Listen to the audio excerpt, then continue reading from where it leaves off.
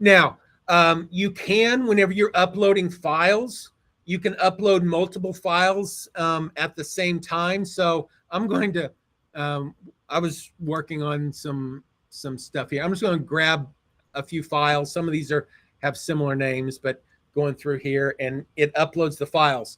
Whenever you've got those files on there, you can click on them and it kind of puts a gray selection marker on them.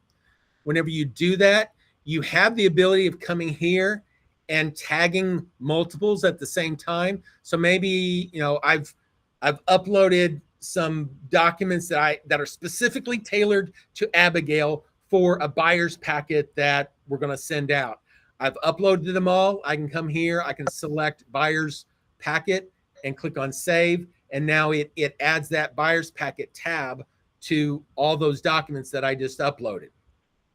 Now I can come in here, click on my email, load up my buyer's packet email, and it will automatically grab, if the template is set to send anything tagged with buyer's packet, it will automatically grab these 4 documents and send it out whenever it goes to send it. There's so many uses on this. It just is mind blowing, but it's there to save you time.